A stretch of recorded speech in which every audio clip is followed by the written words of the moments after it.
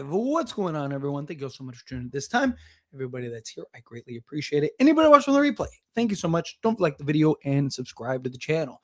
So, did my post-game stream in the middle of recording my video about Luke Kennard so I could post it. I was going to post it around this time, to kind of give everyone a video to go to bed on. Now I got to move that to the first thing in the morning.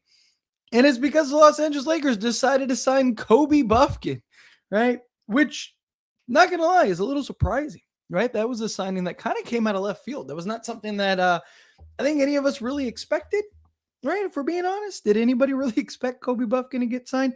I made a video talking about the idea and potential of Lakers kind of going the youthful route, right? And that may make more sense for the future of this Lakers team rather than the current.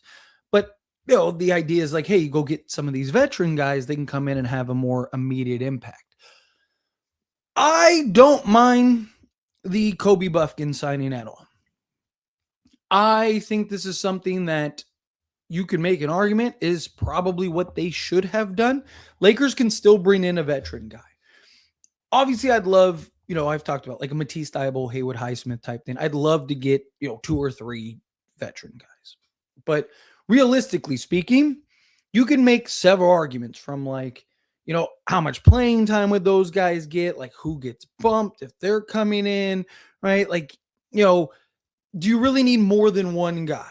And Kobe Buffkin's a guy that gives you the most upside. Kobe Buffkin's the guy that, is more for now and the future.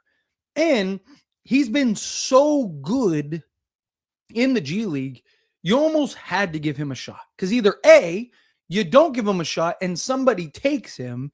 And now what are all the Laker fans doing? They're all going like, oh my God, Rob, why didn't you say? It's a catch-22, right? Right now, a lot of people are upset that the Lakers signed Kobe Buffkin, right? But had the Lakers not signed Kobe Buffkin, had Kobe Buffkin gone to another team and balled out, everyone would have been screaming that Rob Pelinka is an idiot and he should have signed Kobe Buffkin, right? Again, it's one of those things where it's just no matter what, it's a lose-lose, right? I think this was the right move. I think Kobe Buffkin has been so good in the G League that you'd be foolish not to sign him. My only thought was like at this stage of the season, you probably aren't going to run the risk of losing him. But if you do what you do now and he is really good for you, that's the key. You have to play him though. But if he's really good for you, because you have a team option, you can keep him next season and you got a really good cheap asset for at least another year. So this is again kind of that low risk, high reward type move. And it also gives you a guy that can be a long-term piece, talking about somebody that's 22 years old, right? I mean, he's young enough to have been our draft pick this year. Somebody that is just playing incredible on both sides of the basketball. So to me, I don't hate this move. It's not something that I'm okay with it, right? Obviously, again, I'd love to have gotten, a Cam Thomas and a Haywood Highsmith. But I do think that this is something that you still have the ability to go sign another veteran guy. How many veteran guys, can you get Cam Thomas and Haywood Highsmith, right? Let's just say. Who are they playing over when everyone's healthy, right? And something that I talk about is more the playoffs, right? Like, it's part of the reason I wanted Matisse Thybulle and Haywood Highsmith, right? Like, those two guys are guys that make more sense for the playoffs. Kobe Buffkin's somebody that makes sense, at least this year, unless he just like insanely balls out. He's somebody that makes sense for the regular season. Young guy that can play both sides of the ball. Young is probably going to have some inconsistencies and stuff, but also you got him on the main roster. You can kind of take your time developing him. You bring in, say, Haywood Highsmith and, Matisse Thybulle or Cam Thomas. Okay, does Cam Thomas even see the floor come playoffs? Like, I've talked about this, right? Like, because come playoff time, Luka, LeBron, and Austin Reeves are going to have the ball in their hands almost the entire time. and they're going to be playing 45 minutes a night. Like Cam Thomas makes a lot of sense right now because we haven't had Austin Reeves for some time. We haven't had, Luka Doncic right now, right? So I do get that. But like, okay, let's say you get Matisse Thybulle and Haywood Highsmith. Who are they playing over? Right? You're not playing those guys over Marcus Smart. You're not playing them over, or you're still playing Jared Vanderbilt. So maybe you cut into Jared Vanderbilt's minutes a little bit. Probably not playing them entirely over Jake LaRavia. You're probably cutting Jake LaRavia's minutes a little bit, right? Like, I don't hate this because, again, it gives you the youth, athleticism, upside, potential, things like that. And like I mentioned, you can still go sign a Haywood Highsmith. You can still go sign a Matisse Thybulle. You can even go sign a Cam Thomas if you want to. So to me, I think this is a catch-22 because he has been so good, like so good in the G League, like prime Michael Jordan with a Steph Curry 3 good. Like there's no way this guy belongs in the G League. Let's say Memphis goes and signs him and balls out. What is everybody saying? Even the people that are upset right now, everybody that's upset right now about the signing. If Kobe Buffkin would have went to Memphis and balled out this year, because and translates what he did in the G League into the regular season, or he becomes a star or an all-star or something like that in a year or two. What is everybody that hates this saying about Rob Pelinka? You idiot. Oh my God. What? See, look, this is why we can't take Rob serious. Rob is an idiot. You had Kobe Buffkin. He was on the roster. You should have signed him. Cam Thomas, we didn't even need him. Wait, like, no matter what, it's a bad spot because if Kobe Buffkin goes somewhere else and balls out, guess what? Everyone hates Rob and he's an idiot. If you sign Kobe Buffkin and he doesn't ball out, oh my God, he's an idiot. That's why you go get Matisse Thybulle. No matter what, Rob Pelinka loses in the situation. If you think about it for a second, this was the best decision. Remove your bias, remove everything from it. This was the right call. You have a kid that's 22 years old, that is 6'6", athletic, can slot in basically 1 through 3 for you, is shooting the ball like, dude, he just came out. He just had a 6-for-6 game and then followed that up with a 7-for-7 game. The guy's averaging like 40 points a game, giving you like 5 stocks a game and looking like an absolute monster. What do we need? Youth, athleticism, and upside, right? That's what we need. Kobe Buffkin gives you all that. He's been so good in the G League, you have to give him a shot, right? Like, again, how do I know people would be upset if he went elsewhere and balled out? You look at Jay Huff, right? You look at Scottie Pippen Jr., right? You look at several of these guys that the Lakers didn't make this decision on, and everyone went, Rob's an idiot, he sucks. So now Rob actually does make the call on a young guy who has played better than all of those guys. Then now all of a sudden it's like, oh, he's a bum. Again, I get wanting to bring in 2 guys, right? 2 veteran guys. One, we have no idea how Kobe Buffkin will be. What if he is the best option? What if he is killing it? What if he is, we didn't get to see him a ton, but when we saw him on the 10-day, he was great defensively and was able to shoot and knock down the 3. That's exactly what Haywood Highsmith, any of these other guys, what are we looking for them to do? Play defense and knock down the open 3. Kobe Buffkin can do that, but he can also self-create. He can also get to his spots and shoot over the top, all of these things, right? Again, you go get 2 veterans, Haywood Highsmith and Matisse Thybulle. You can make an argument, who do they play over? Who are you playing those 2 over? Like, honestly, like, who are you playing those 2 over? You're playing, because you got to keep in mind, you still have Luke Kennard who needs to play, Jake LaRavia, Marcus Smart, Jared Vanderbilt, Austin Reeves, Luka Doncic. We get to the playoffs, right? Cam Thomas might not even see the ball, might not even see the court come playoff time, Because again, you don't need his shot creation. You don't need his scoring like you do right now. Right? So to me, you go into this playoffs. That's why my argument was go get a Matisse Thybulle and Haywood Highsmith. That's why my argument was like, go get those two guys, because those two guys are two guys that you could bring in and play a role for, right? But again, there's risk. Haywood Highsmith hasn't played this year. Matisse Thybulle has only played 4 games this year and is coming back from a surgery. There's risk in those guys. You have a spry 22-year-old.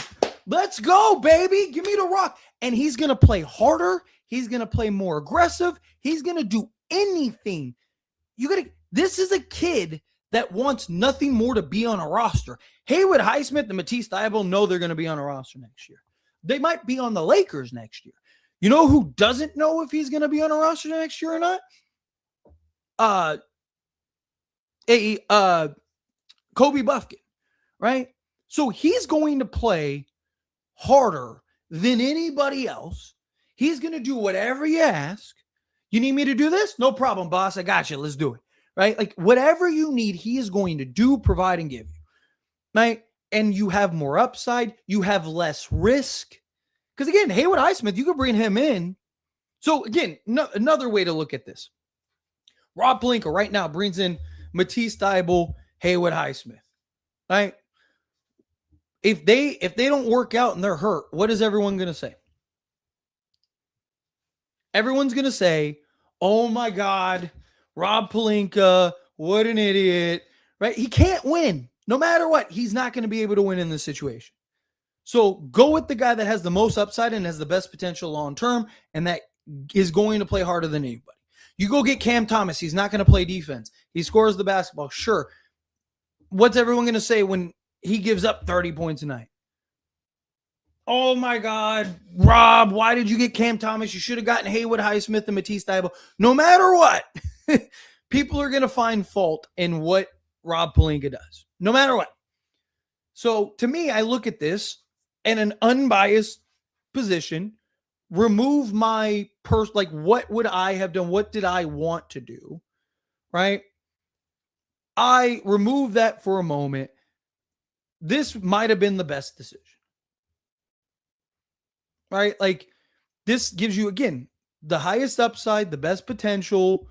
This is somebody that gives you a guy that could, I mean, as soon as the season be a rotation, but if he can give you a quarter of what he's doing in the G League, I mean, he's going to be ridiculous.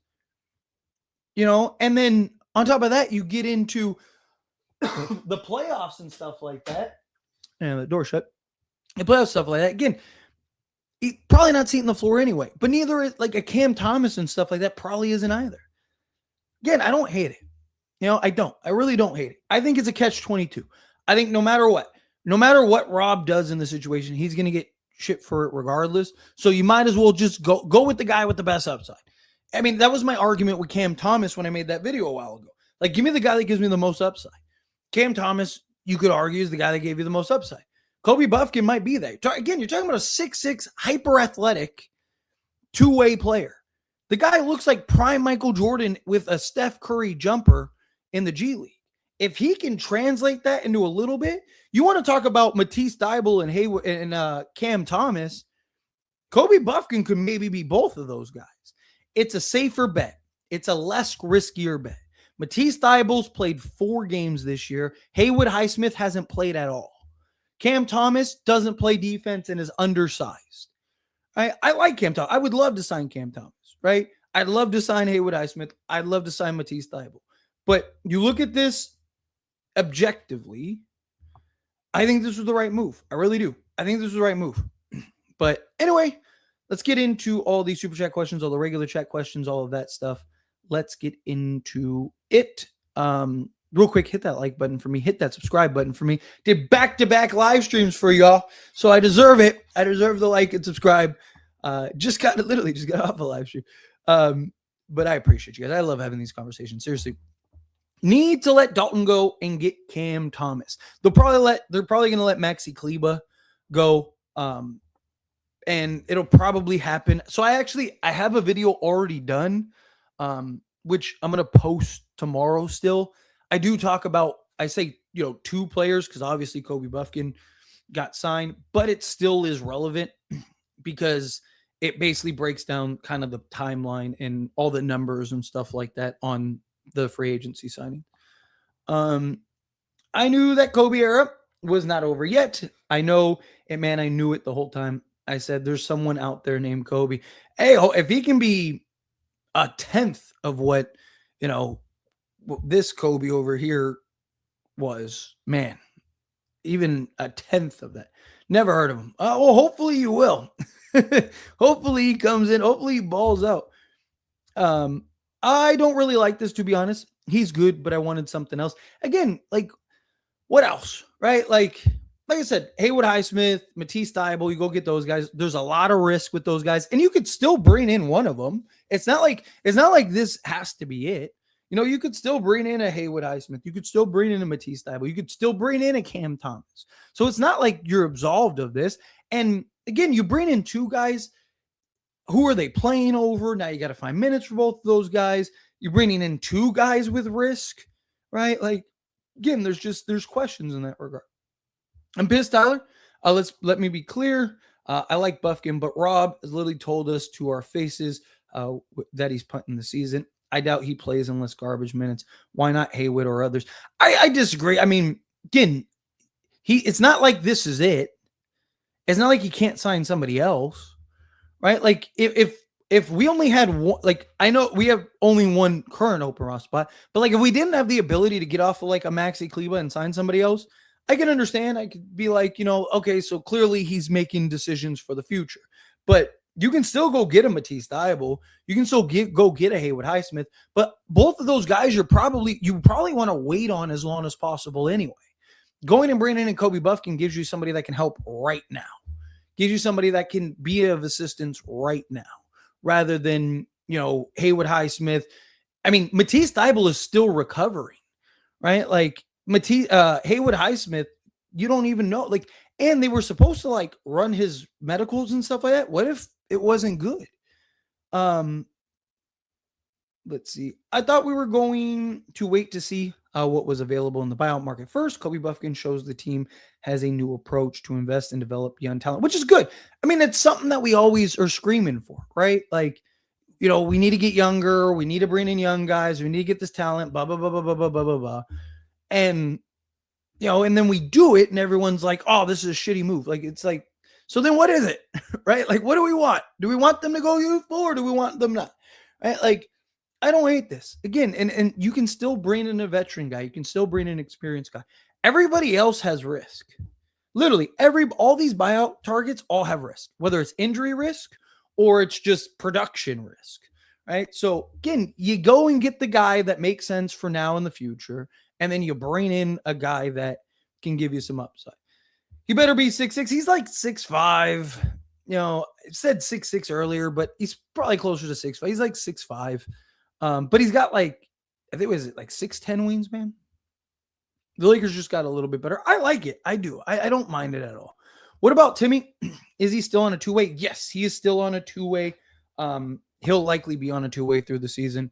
Again, like, they really like him, but you can keep him safe on a two-way. Kobe Buffkin, again, has been, I mean, he's been playing like a superstar. He's been the best player in the G League. If he stayed in the G League the entire season, he probably wins MVP of the G League. The guy's been like otherworldly. So, and Drew Timmy, it's like you have Maxi Kleber, who's been balling right now. You have DeAndre Ayton, you have Jackson Hayes. It's like, where do you really get Drew from? Why not give him a two-way? Who are you waiving?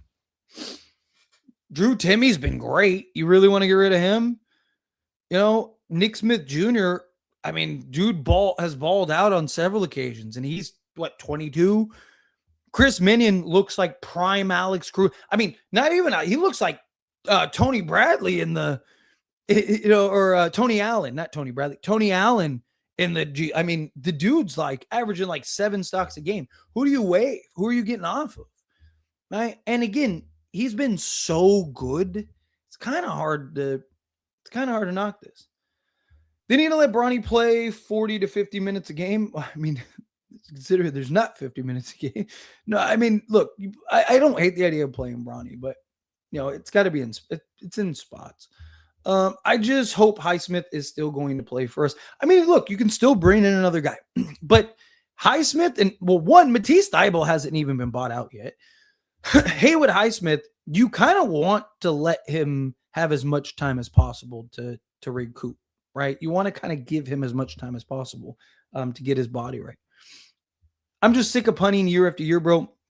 Last year we basically punted.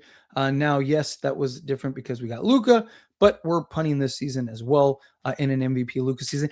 I mean, if you feel that way now after this Kobe Buffkin signing, then you felt the same way before, and you would have felt the same way regardless, right? Like Haywood Highsmith. Let's say they signed Haywood Highsmith instead of Kobe Buffkin, right? Like, yes, I do think you can make an argument might move the needle more. One, we don't know what Kobe Buffkin's going to bring us, but he might, let's say he does move the needle more. But you got to keep in mind, we have no idea what Haywood Highsmith's going to be, right? Like the guy might be unplayable because he's hurt. Right? You got to keep in mind, he hasn't played all season. Matisse Thybulle, same thing. He's played 4 games. He still isn't fully, like he's still in the recovery process. Right? Cam Thomas, undersized, doesn't play defense, right? Like all these guys have risks, and you can still sign any of those guys. So to me, it's like if you didn't already think that the Lakers were punting the season, then this move shouldn't matter. Like you shouldn't care about this move regardless, because again, then Lakers were punting the season before this. Like I don't think this changes anything for the Lakers. I think it has the potential to, depending on what Kobe Buffkin does, but I don't look at this as like, oh man, Lakers aren't serious because you signed Kobe Buffkin, right? Like, I mean, you could, again, the moment they did nothing but Kennard, you can make the argument like they're clearly playing for next season. So, I just think regardless, like I don't think that this should sway anybody. Like, oh, now this is the move that signals the Lakers are punting the season. Right. Like, and I just think it's a bit of we don't know what he's going to do. We have no idea what he can bring. If he can be a quarter of what he is in the G League, he's better than anybody else we could sign. If he go look at how good he's been in the G League. I mean, I'm not exaggerating when I'm like Michael Jordan with a Steph Curry jumper. Like if he can be like anything close to what he's doing in the G League, I mean, he's Cam Thomas plus Matisse Thybulle rolled into one for the Lakers. Play me a backup center and a backup power forward and a great playmaker. We have no more Ross spots. Lakers can free up one more Ross spot, likely after the 18th. Where does Kobe fit into our rotation? I mean, again, you're talking about a 6'5", hyper athletic, versatile two-way wing, right? I mean, he'd fit in our rotation just like a Haywood Highsmith or, Matisse Thybulle would. Somebody that can apply that ball pressure, defend 1 through 3 for you, play on ball, play off ball. But he's also a guy that's really good at self-creating. The problem is like it's getting him assimilated to the roster. Like, are they actually going to play him is the question. Are they just bringing him on just to be just so we didn't lose him, right? Like, are we bringing him on just so we don't lose him, right? Like, that's the question. Until we go back to being serious contender and back to the top of the world, like Dodgers are, please, Mark Walters, I'm begging you, revamp the front office and sign people who care about winning. Again, like, I don't think that this move should sway you either way. You know what I mean? Like, I don't think this move changes anything. Like, again, I think it has the potential to have the upside, but like, I don't think this is a move that I look at and go like, again, if you're somebody that thinks the Lakers aren't taking this season serious, then this move doesn't change anything. If you're somebody that does think the Lakers are taking this season serious, then this move should be great because you just got a 22-year-old for upside and potential. Again, it's like I mentioned, I'm not trying to say here, I'll take your comment out so it doesn't seem like I'm trying to signal you up because I'm not. It's the hypocrisy, right? What is it all the fans say? We need to start developing young guys. We're always giving up our young guys. Scottie Pippen Jr., he goes and balls out with Memphis, and everyone goes, Rob Pelinka, wow, we had him on the roster. Jay Huff goes in, he had a balling out. Oh, here we go, Jay Huff, right? Like, so, okay, what is it? What do we want?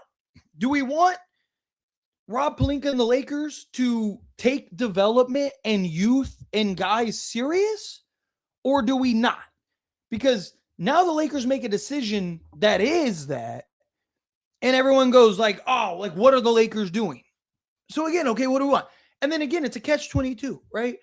If Kobe Buffkin gets signed because he's playing like a superstar in the G League, and some team comes in and steals him from us, and Memphis, let's say Memphis goes, because they're a young team that's kind of tanking or whatever, say Memphis or Washington or something like that, go and snatch him from us, and he balls out for them, what is everyone going to say? Rob, oh my God, Rob's an idiot. What are you doing? You sign Haywood Highsmith, who can't stay healthy, or Matisse Thybulle, who played 4 games, and you go and you don't bring in Kobe Buffkin. No matter what he does in this situation, Rob Pelinka's an idiot, right? Like, it's just, again, it's the hypocrisy, right? Like, this is a solid move. This is low risk, high reward. Everybody that's on the buyout market are all big question marks, but you can still sign one of those guys. Not just that, but like, you bring in 2 guys who are they playing over? Say you bring in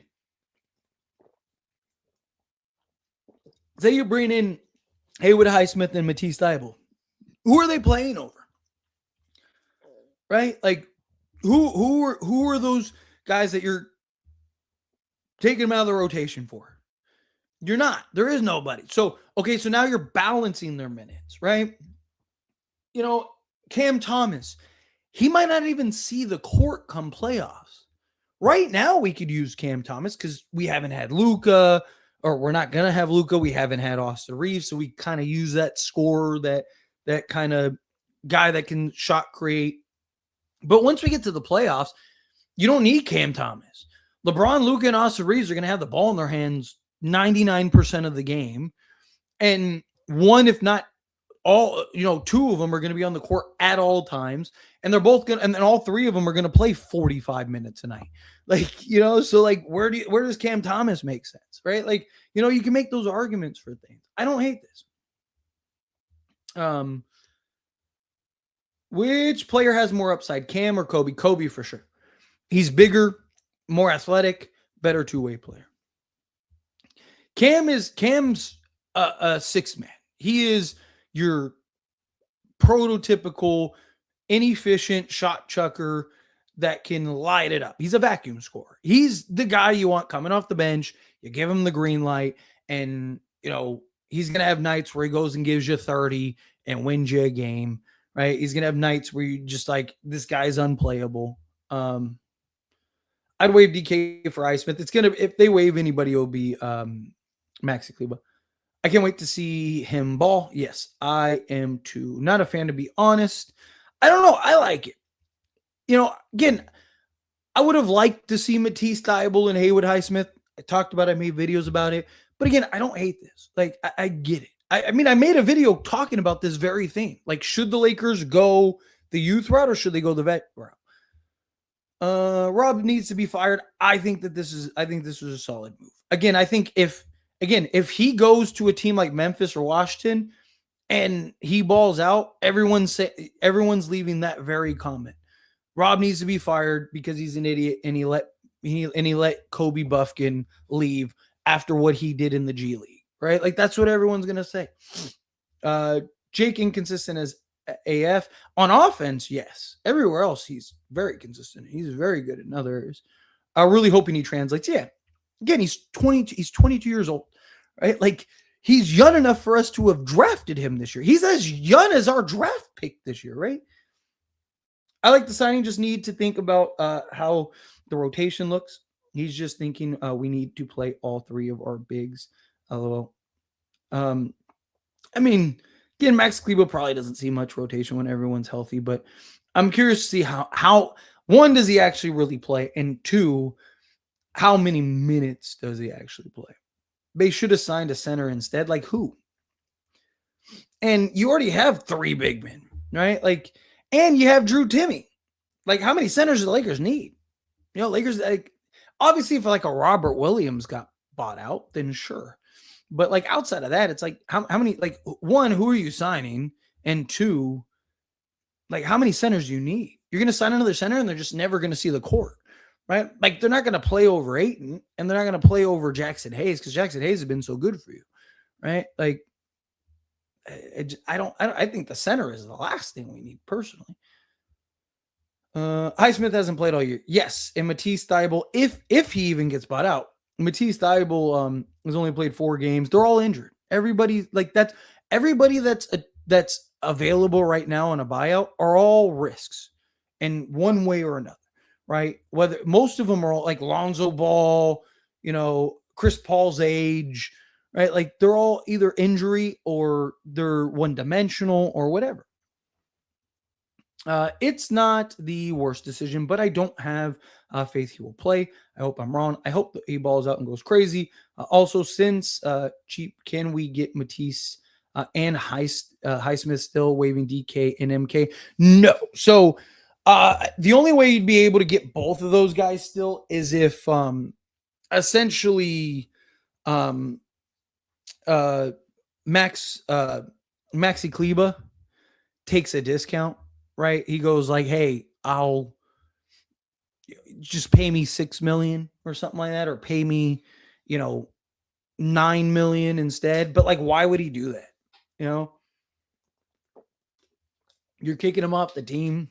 He might not even get re-signed by anybody just to help you for what? Like, usually there needs to be benefits. Right. And, I looked it up. Somebody mentioned it. And when I looked it up on Google, it says that, yeah, that's the case. Lakers already picked up his DK's option next year. I thought originally they just picked it up this year, but apparently they picked up last year's or next year's too. They already picked them both up. So you can't waive DK because if you wanted to waive DK, then now you're losing $4 million next season, which they won't do.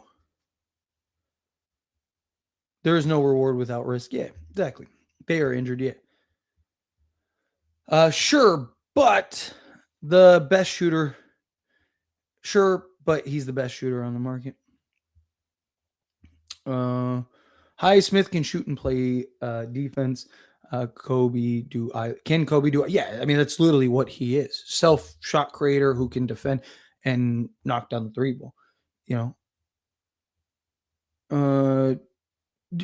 Highsmith is more he's more of a veteran. He's more proven, right? He's played a role. You also keep in mind 2 things. One, he's a Miami player. The last 2 Miami players the Lakers have had, we all know how that went. Kendrick Nunn and Gabe Vincent. Again, a lot of guys play really well in Miami and are not able to translate. And we have not seen Haywood Highsmith this year. So talking about a guy that's injury prone, and the last 2 Heat players that we signed after leaving Miami were so bad we needed to get off them. Although, to be fair, we turned one into Rui and we turned one into Luke Kennard. So dude, I was playing basketball in school yesterday and I turned the ball over, bro.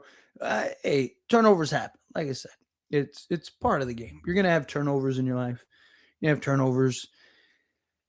You got to try to limit them to the best of your ability. Lakers choose offense, then balance the team, and then choose upside over fit. This is how Lakers operate from Westbrook trade, drafting Jalen Hood-Schifino, DK, and signing Gabe Vincent. Lakers. I mean, DK was looked at as a steal. And I mean, when he played, he was. I mean, Jalen Hood-Schifino is one that's like, man, like you could have had, there's several guys you could have taken over him. But I mean, look at Cam Whitmore. Most people wanted Cam Whitmore, myself included. That guy has been, I mean, Washington supposedly doesn't even want him anymore. Jalen Hood-Schifino, that was rough, but again, Lakers have been so good at drafting. You're going to have bad ones. DK has been like the trade side of things. And he was he was as high as top 5 projected in the draft. And he fell all the way to 17th. Right. And I think they kind of felt like, we did the same thing with Cam Whitmore. We shouldn't have done. So let's not make the same mistake with DK. And so like those, I don't mind. The Gabe Vincent signing. I mean, Gabe Vincent was coming off of like an insane season, right? That was more of like, dude, and at the time he was exactly what the Lakers needed, right? He just didn't pan out. He couldn't stay healthy that first year, and then it just wasn't the same. Westbrook was because LeBron and Anthony Davis wanted it. I've talked about that a lot, right? Like the Jalen Shafino is the only one that you're kind of like, DK was the right draft choice. I mean, do you know how much the Lakers would have gotten killed had they not drafted DK? And then, like I said, the Gabe Vincent signing at the time was a great signing. We really could use a point of attack two-way guard. And, and especially and Gabe Vincent's the exact type of player that historically has done well alongside LeBron James. George Hill, Avery Bradley, like those kind of guys have always done phenomenal next to him. Gabe Vincent just didn't live up to it. Let's see. Bufkin ain't getting no playing time, especially in the playoffs, unless we have some serious injuries. I mean, playoffs, but like Cam Thomas, I mentioned, might not even see the court in the playoffs. Again, Haywood Highsmith and Matisse Thybulle, yeah, they might, but it's probably limited minutes in the playoffs. Like any of these guys you bring, man, I mean, you can make an argument. Lakers already have their rotation, especially come playoff time. So,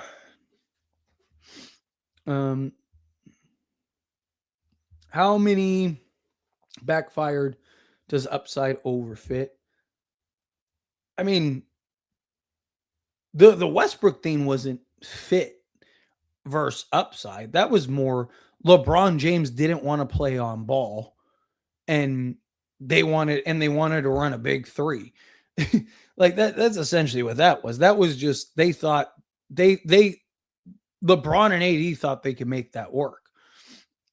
Jalen Trifino was more of just like that's who the Lakers thought was the best option available, which, I mean, coming out of Indiana, he was really good. Again, guy that didn't pan out.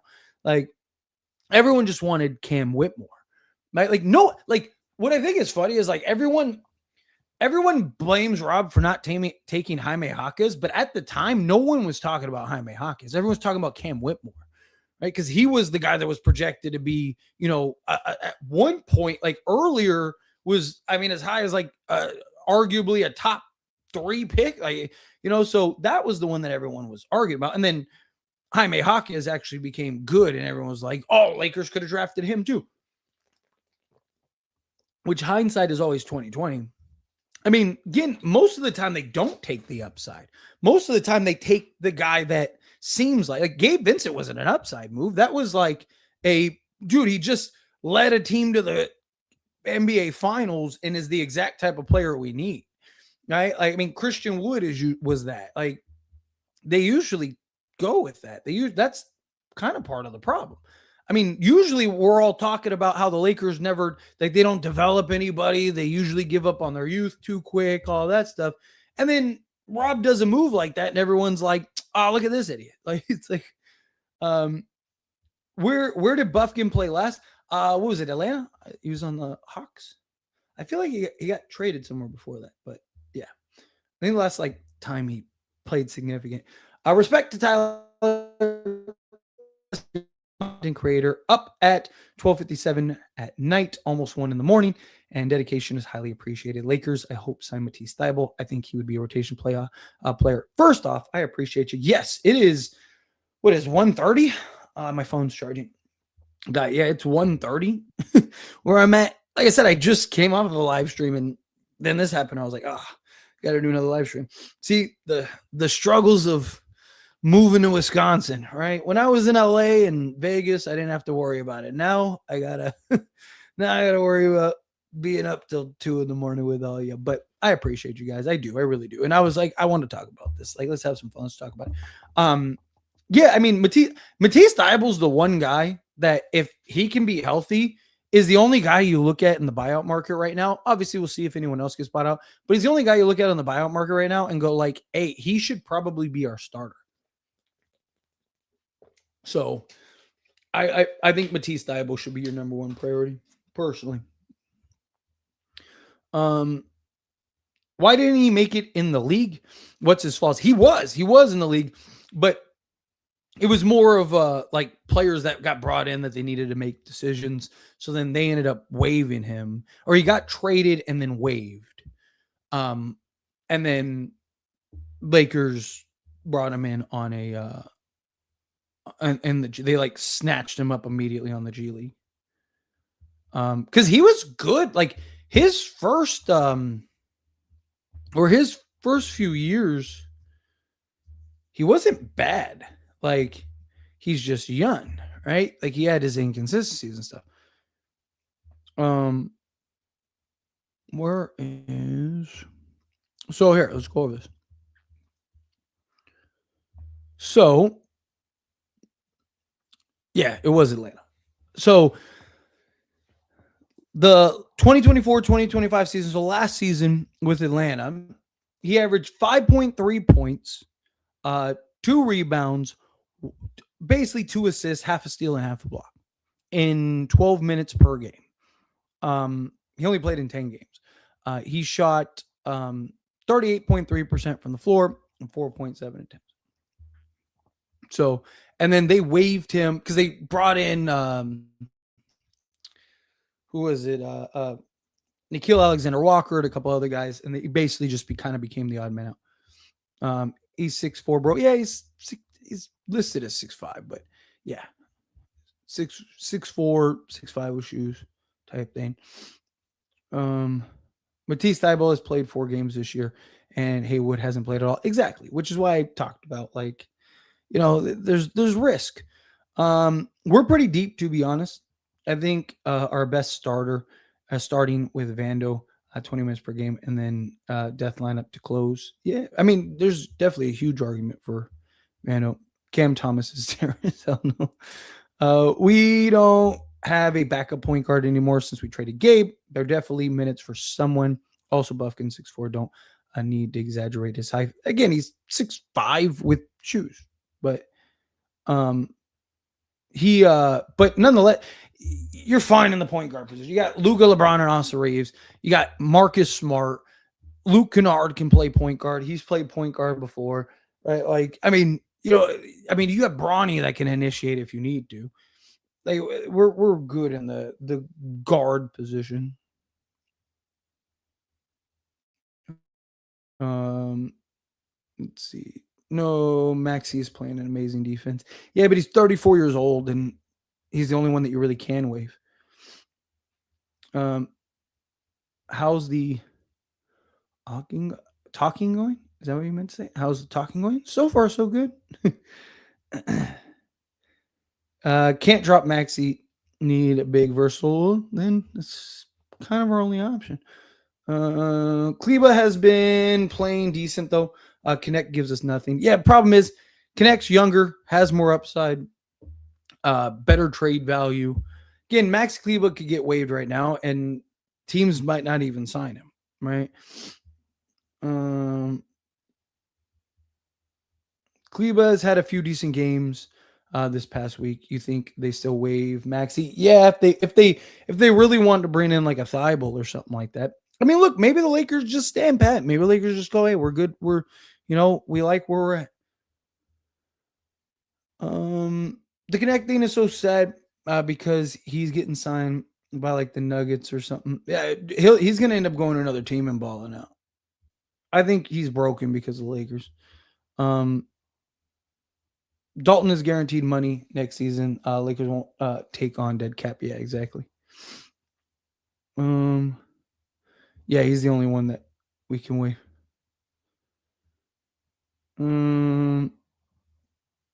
Let's see. The buyout market isn't over yet. There's more players that could get bought out.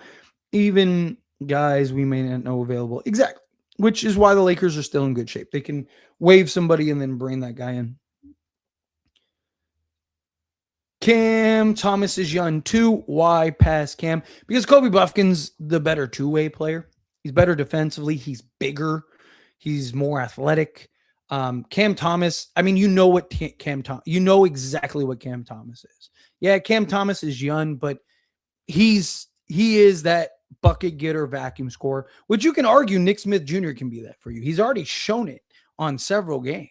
I mean, he had that one game where basically we sat everybody and he gave us 20 and helped us win the game. So again, like you kind of already have that guy in Nick Smith Jr., right? Like, and Cam Thomas is, not consistent either. Like Nick Smith Jr. can be inconsistent. Cam Thomas isn't super consistent either. That's part of the reason why they got rid of him.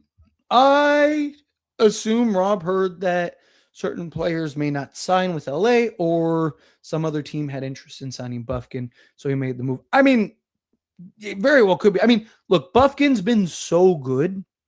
Like genuinely, he's been so good in the G League. Like he's earned a shot. Like it's almost, you'd almost be foolish to not give him a shot. The hype thing is unfortunate, but hey, at least we didn't have to give up second round this time. Maybe combo guard because then they're getting rid of it. Yeah, but he also has like I think it's like a 6'10" wingspan. What is Kobe's Buffkin's? It's like 6'9", 6'8". Kobe Buffkin wingspan.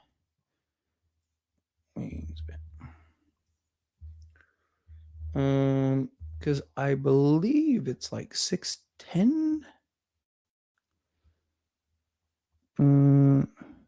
Yeah, so he's 6'4" and a quarter barefoot. So he's 6'5", as I mentioned.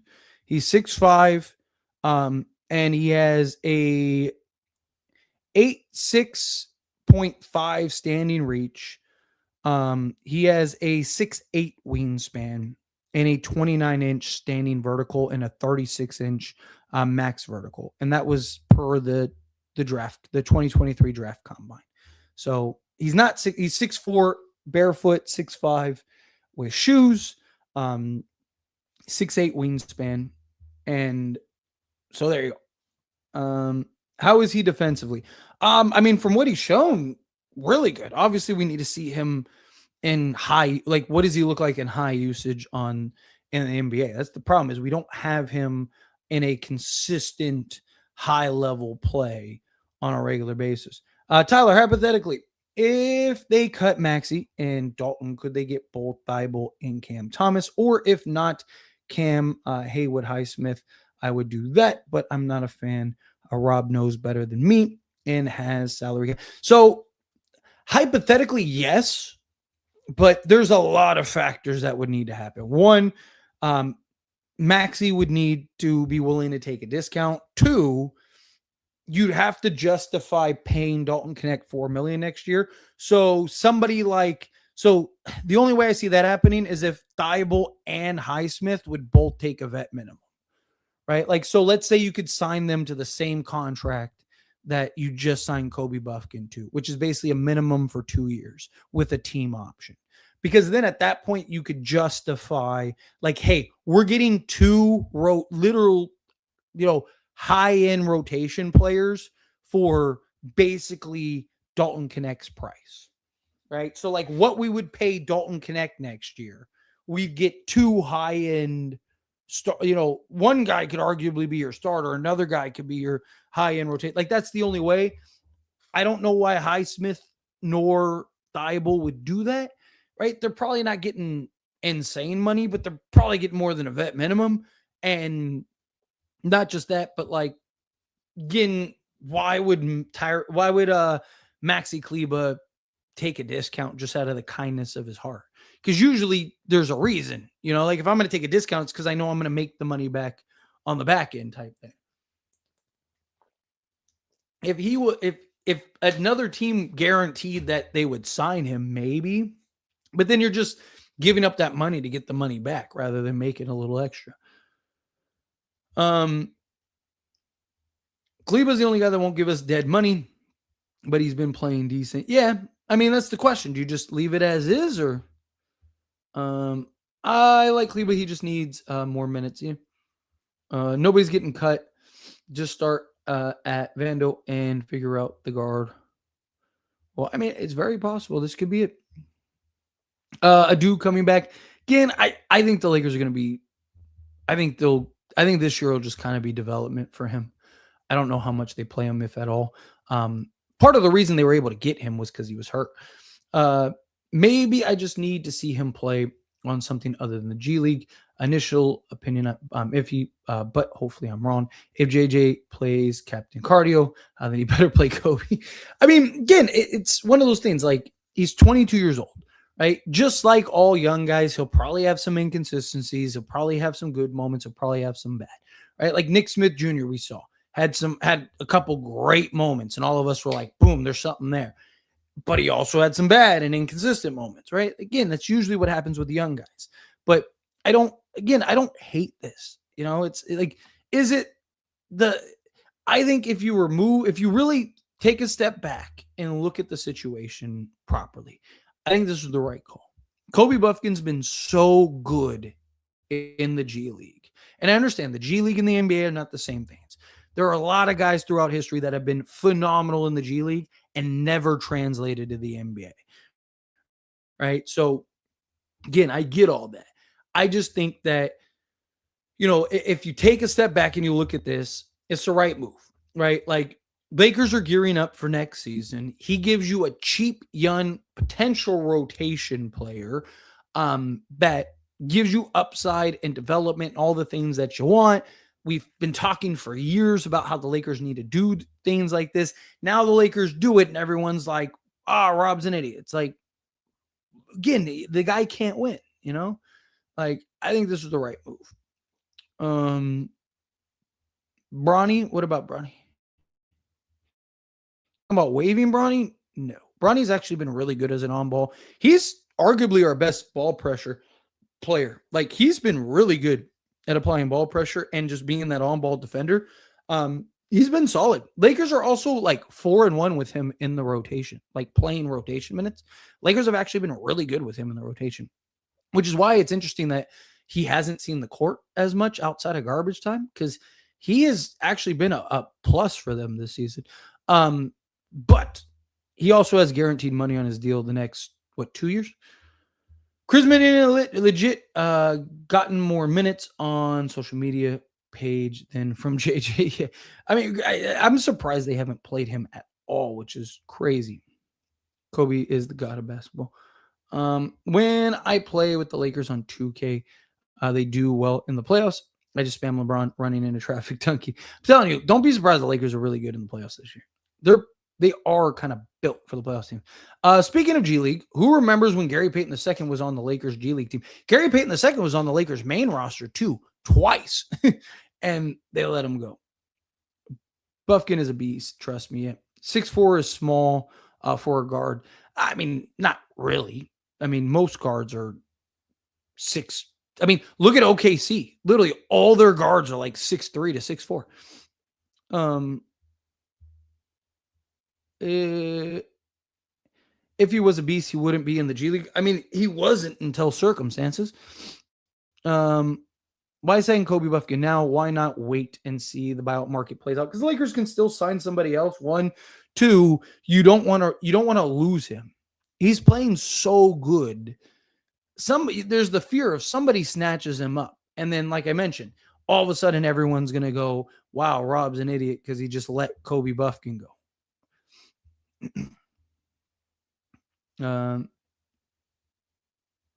Pelican said Bay was available for trade, probably for 4 seconds. Bay is killing it. Thoughts?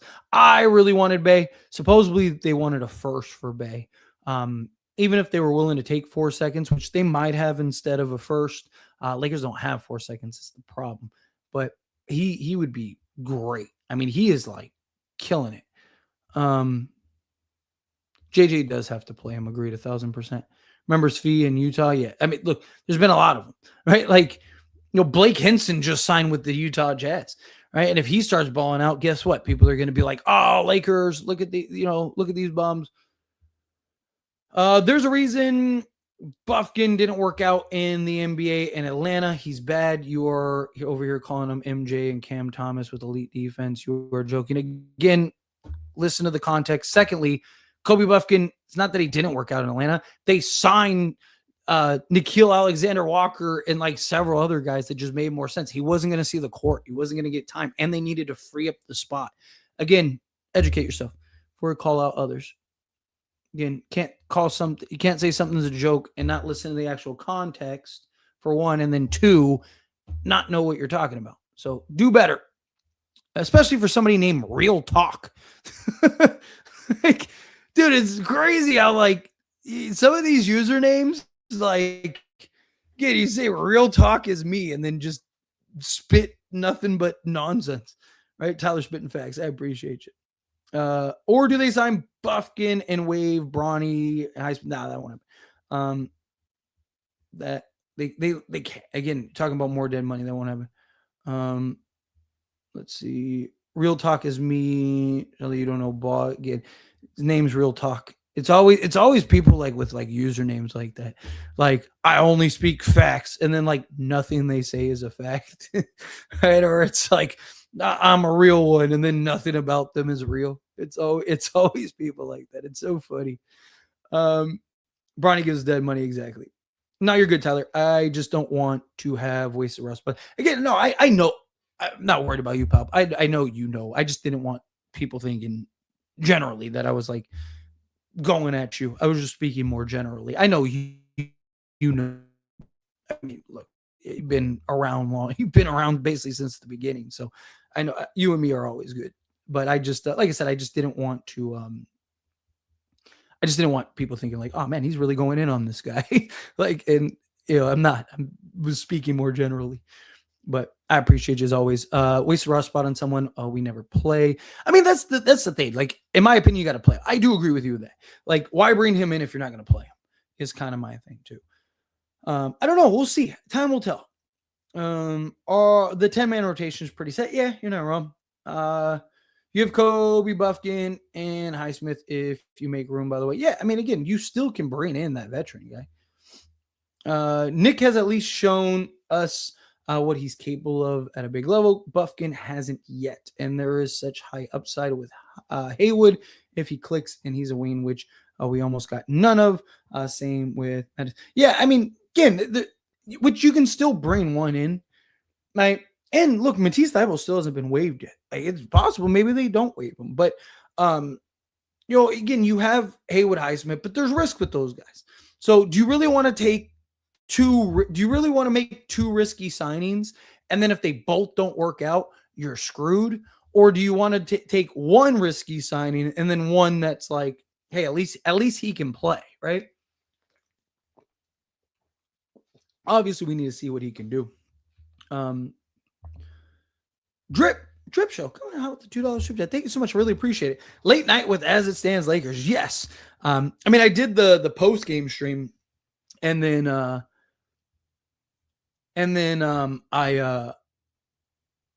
oh shoot, lost my spot.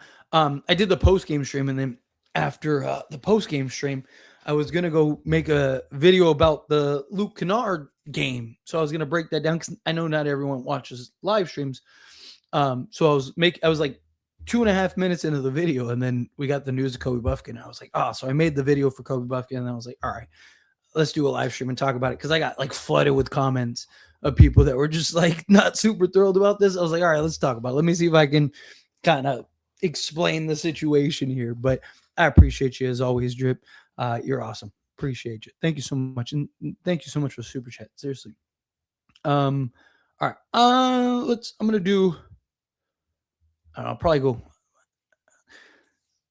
We'll answer a couple more questions. I'm gonna skate out of here soon though, because like I said, I literally just got off a live stream, and it's late. It's almost 2 a.m. where I'm at. So, and I still gotta edit that Kennard video so I can get that up in the morning. I still got a lot to do. It's gonna be a long night, man. But it's all right. Is Kobe Buffkin good? I haven't really seen him play. I mean, to be honest, we don't have a significant sample size to know either way. what we've seen in the G League and what we've seen in spots with like Atlanta, the potential's there, right? You never know, but you don't know until you play him, right? You got to give him opportunities. He played limited minutes on the 10-day, and the first game he was actually really good. Like he was playing defense. He hit his first three. I mean, he was really doing things, and it was like, hey, like here we go. And then, that ended up he just didn't get the minutes. JJ has to play him. That's my thing. JJ has to. Like you got to at least give him something, right? Like why bring him in if you're not going to play him at all? I'm not mad at the signing, Bufkin, but I would have rather had went with Timmy.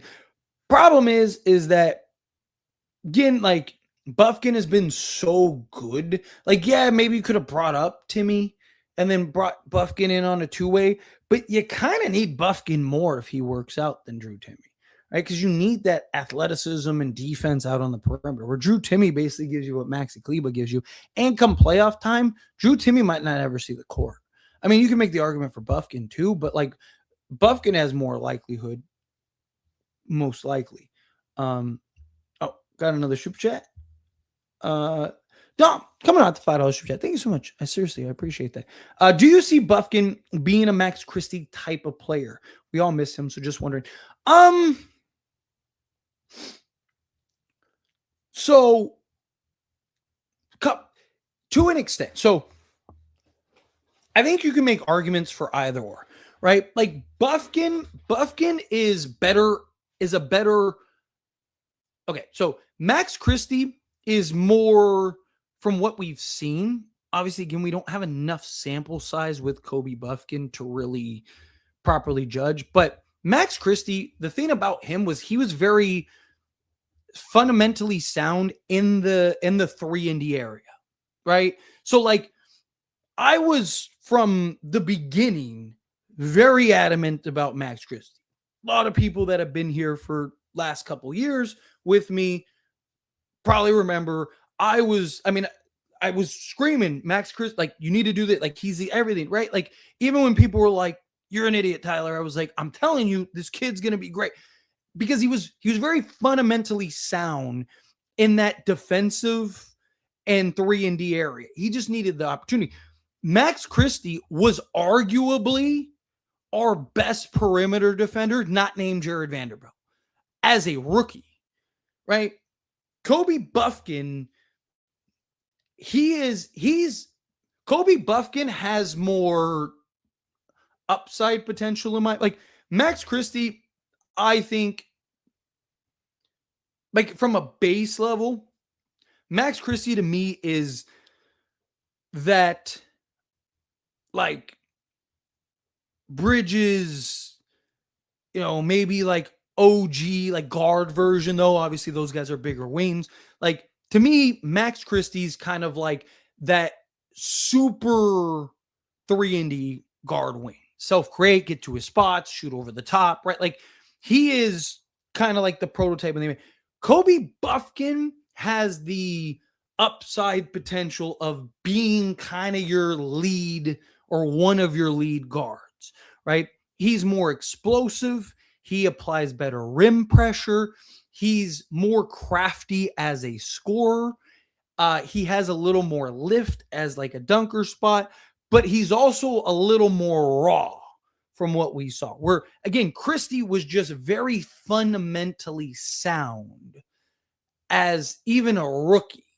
So it was like Kobe Buffkin is a guy that could potentially fizzle out. But he's also a guy that like why do we have Austin Reeves when we have Kobe Buffkin, right? Like there's that possibility for either. Where Max Christie, I thought at worst, he is a rotational wing. He is at worst a Matisse Thybulle or a Haywood Highsmith type, right? Like, yeah, maybe he's not a starter, but he's really good as a rotational guard wing, right? Like to me, that was worst case scenario with Max Christie. His upside and potential, obviously I don't want to put a cap on the young man. Maybe he becomes, that type. I think he's probably more of like that Mikal Bridges type. Like if he's like your third guy, you're probably a really good basketball team. That's where I see Max Christie, where Bufkin might be able to be at some point the complementary guy. Sorry, it's 2 a.m. The complementary guy alongside Luka. I'm not saying he will be. I'm not saying he'll get there, but he has that potential. I hope I explained that properly. I kind of felt like that was, again, it's 2 a.m. And it's been a long day and I just did a live show. So like, I'm trying to like explain it right. But the problem is, again, we haven't seen him in a consistent role with significant minutes, right? Like we're going off of like what he did in the G League. And like I mentioned, if he could be half of that, you're talking about an all-star, right? If he can be what he is in the G League, you're talking about a superstar. If he can be a quarter of what that is, you're talking about like a high-end rotation player. So there's a lot more stages. Like the floor, I think, is lower than Max Christie's, but the ceiling could potentially be higher, if that makes sense. Cosmo, coming out $2. Chat. Thank you so much. I really appreciate that. If they waive somebody, go get Highsmith or Matisse Thybulle. To me, it's a no-brainer. Like, yeah. To me, if Matisse Thybulle is right and healthy, it's Matisse Thybulle should be your number one priority. But at worst, if you get Haywood Highsmith, yes. I think that should be who you're getting over even a Cam Thomas or anything like that. Kobe Buffkin to me is your upside swing. That's your, hey, here's the young guy that might be able to do something for us. I think if you're going to sign anyone else, it needs to be that kind of, here's that second tier guy, right? Like here's that constant, here's that consistent guy. But yeah, again, I appreciate you, Cosman. Thank you. All right, I'm gonna do a couple more questions and get out of here. Obviously, super chats take priority, but outside of that, I'm just gonna kind of go in order. Let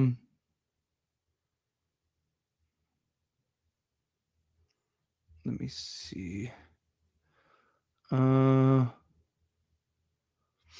worries me that he's kind of small. Again, I mean, you're talking about a guy 6'5" with shoes, 6'8" wingspan. I mean, if he was like 6'1", I could see that. I could see the concern. I'm not a fan of this, so no more Cam Thomas path via Rob. Again, I think this is fine. Like I said, you could bring in Cam Thomas, and there's an argument he shouldn't even see the floor come playoff time. I don't hate it. He's young. He can score, hopefully defend. Same player as Cam. I mean, he has the potential to be Cam with defense. He's a better defender than Cam Thomas for sure. I mean, Cam Thomas is, again, undersized and like terrible defensively. Kobe Buffkin we've already seen him better defensively than what Cam Thomas has shown, even in limited play. So he's definitely the better defender. Cam Thomas, because he's more proven at the NBA level, right now you could say he's the better scorer. But if Kobe Buffkin can translate what he's doing in the G League, which again I understand it's the G League, then I mean this is no brainer. Like Cam Thomas, good luck to you. When did he play for us? He looked decent. He played on the 10-day contract. He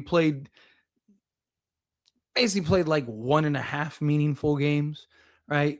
Like he had that first game where he was good. He hit an open three. I believe it was his first three too. Hit his first three.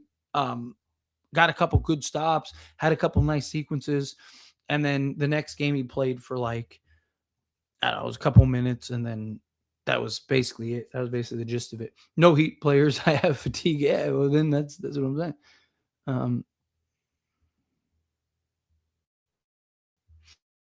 He's a player.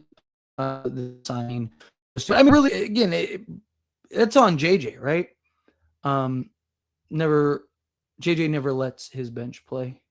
He's done a better job of going deeper Like he's been going like 11, 12 deep recently, but again, like you're bringing him in, you got to at least try him. Is Nick Smith Jr. still on a roster? Yes, as a two-way though, not as the main roster. Cam is historically the worst defender. He's pretty rough. Kobe's definitely got to play, or this was a waste of because it's like, what's the point of signing somebody? Like you might as well just brought in a veteran guy to at least be a locker room guy. Kobe's killing it. Haywood could be injured. A smart move, yeah.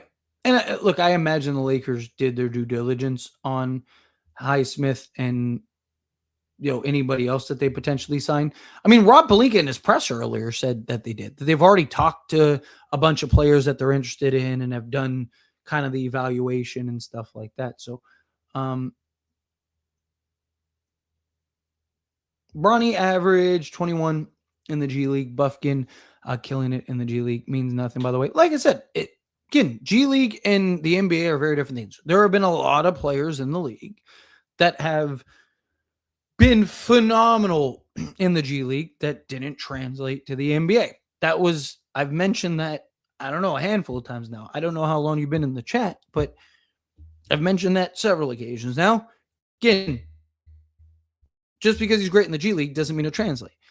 But there also have been guys that were great in the G, like Alex Caruso was in the G League and a journeyman before he found a home with the Lakers, right? Like we've seen guys go from G League to NBA. I mean, look at Cam Spencer, right? Recently, that dude's killing it. And he went from playing lacrosse to being in the G League to now getting a guaranteed contract and being one of the Warriors' best players.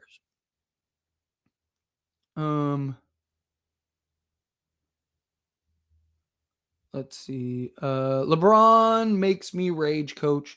He misses 7 mid-range shots in a row, I'm assuming, and still keeps shooting them. JJ's scared to coach. I mean, it's LeBron James. I mean, last year, LeBron James missed 21 straight threes and kept jagging them.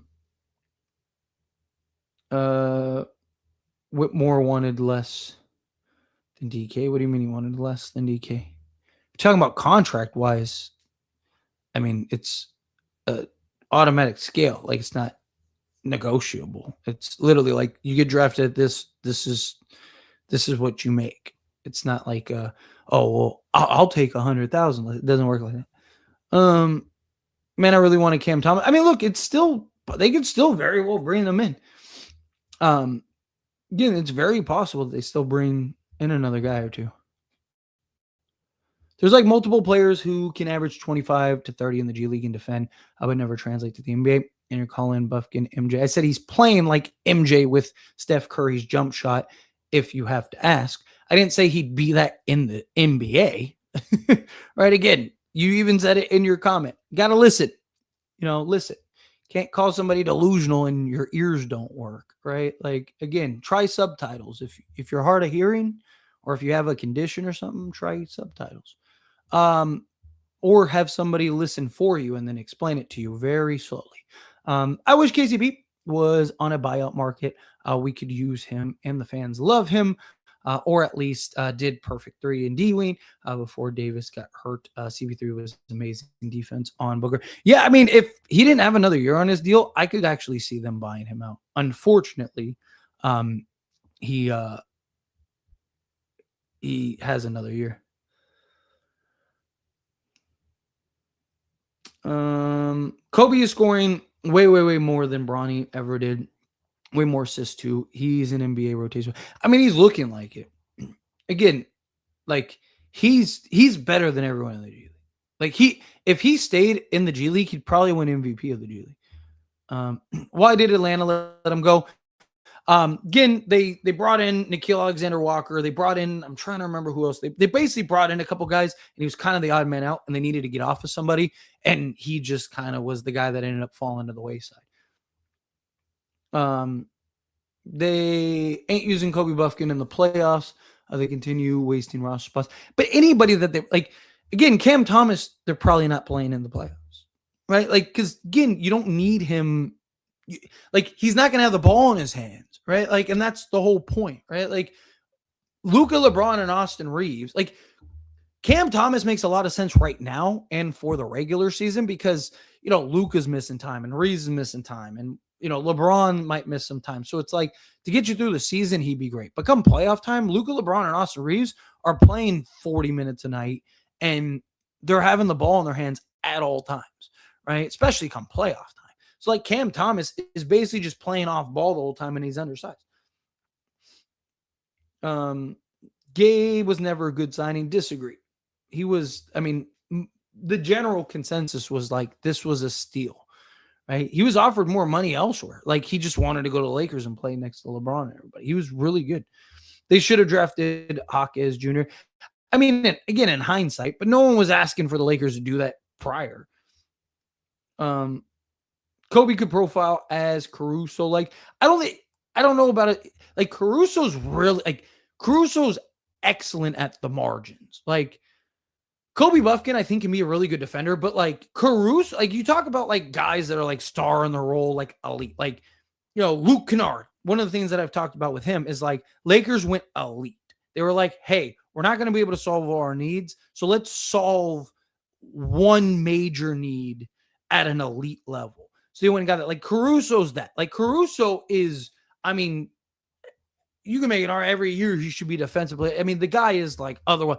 Like, I don't know if Kobe Buffkin is Caruso type, but I could see him at worst. I think he could be like a sixth man, like a bucket off the bench, but can also still defend. Like, I think he could be a solid rotation player, like at worst, maybe even like a legit starter. At the time, Dalton was a steal. It's the trade that ruined him. Agreed. Dude, Lakers would have gotten destroyed if they didn't draft Dalton Connect. Destroyed if they didn't do it. What do you think the playoff rotation is? Luka, Reeves, Marcus Smart, LeBron James, DeAndre Ayton, Jake LaRavia, Jared Vanderbilt, Jackson Hayes, and then, probably like depending on the matchup. Oh, and Rui. There we go, Rui. And then depending on the matchup, like could be Kleba, could be, you know what I mean? But like, again, like, so, okay, like look at it like this. This is a good experiment. So let's say the starting five is Luka, Austin Reeves, Marcus Smart, LeBron James, Anthony Davis. Who on the buyout market are you replacing any of them with? Nobody. Maybe Matisse Thybulle if he could stay healthy, but even then, I think it'd be too much of a risk to actually make him your starter. So probably your backup. Okay, so remove those five.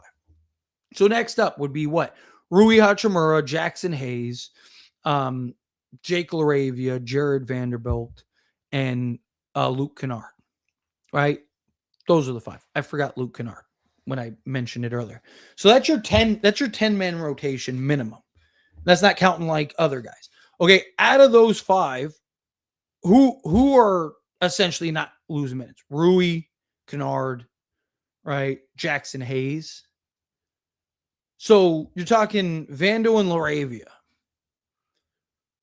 right? Like who, like is Matisse Thybulle and Haywood Highsmith playing over those two? Maybe.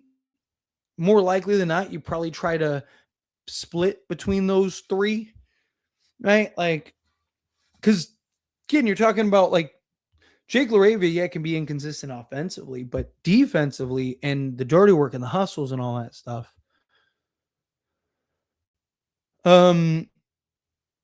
Lakers to improve within the talent is there to make a deep playoff run. Yeah, like I said, Lakers, don't be surprised the Lakers are really good. I feel it like he is just a good G League. He was on 2 other rosters before us, so I don't know. He's only ever played for Atlanta. He's only ever played for Atlanta. So, and again, it was only 2 years in Atlanta. So, here, let me bring it up. Whoops, I meant Kobe Buffkin, so I can just read it to you. And then I saw I got a super chat. I'll get to that super chat here in a second. So I'll probably answer that super chat and then get out of here after this question. Obviously, if I get another super chat, then I'll answer that one too. But outside of that, I'm probably just going to answer this because I think this is a good point. So Again, Kobe Buffkin has played 2 years previously against the and both years were for Atlanta. His first year played in 17 games, a total of 196 minutes. He took 92 field goal attempts, put up 81 points, 27 assists, 33 rebounds, 7 steals, 5 blocks. Last year for Atlanta, in 10 games played, 124 minutes. He scored 53 points, grabbed 21 rebounds, had 17 assists, had 3 steals, 2 blocks during that time. And this year, so far for the Lakers, in 4 games, he's played a total of 45 minutes, which, again, 2 of those games were garbage time, were like 3 minutes of garbage time. He had that one game where he played, I think, like 20-something minutes. But he scored a total of 12 points, grabbed 5 rebounds, 2 assists, a steal, and 3 blocks. So he's basically averaging a block a game with the Lakers this year so far. So, again, talking about a guy that, again, got limited minutes his rookie season and the following year on a veteran team that was, kind of in a weird spot, and then ended up getting more guys that made sense. So they ended up letting him go. But, all right. Rosemary, coming out $2 for chat. Thank you so much. Like I said, I'm probably going to end it after here. Front office somehow lets AR walk. Does Rob get fired? If AR just walks, yes. I would be shocked if AR walks, though. AR really wants to be a Laker. Lakers are going to have the most cap space, and his cap hit for the Lakers is only $20 million. I think it's like $21 million. But, Lakers can give him the most money, right? Like, everything. Like, he's played, unless they get Giannis, he's going to be the guy. Like, I think Rob could, trash Austin Reeves in a press conference, and Reeves would still stay. I would be, if Austin Reeves just walks, I'd be pretty shocked. I don't think it happens. I mean, he wants to get paid. Lakers will pay him. Him and Luka are like besties. He gets to be the guy in LA. He always wanted to go to LA. I mean, he forced his way to LA. That's why he went undrafted. He was going to get drafted. There were several teams that wanted to draft him. And he forced his way to LA. I don't think he's going to do all that. And all he's talked about is wanting to stay in LA to then go like that. So I don't think that happens. But, yeah, I mean, never say never, right? I mean, it's not zero is my point, right? It's not zero. So sure, it's a possibility. But I think it's like 99% he sticks around. But yes, if for whatever reason he did walk, yeah, Rob, what are you doing, Rob? But good thing is even if he did want out, there's not really many teams that could sign him. So especially teams that he'd want to go to. So you probably still would pull off a sign and trade. But and yes, thank you so much. I really do appreciate that. But I'm just getting out of here. Like I said, it's already 2:10 in the morning for me. Been streaming for 3 hours now, if you count the other stream. So like I said, I'm gonna skate on out of here. I really do appreciate you guys. You guys are awesome. Everyone that give me super chats, thank you so much. Really does help me out a ton. On your way out, please take a quick second, hit that like button for me, hit that subscribe button for me if you could, and then I will see you guys. I'll try to do a live stream tomorrow if I can. If I can get a live stream, if I have time, I will try to do that. If not, then I'll see you in the post game after we play the Thunder next, right? Big game.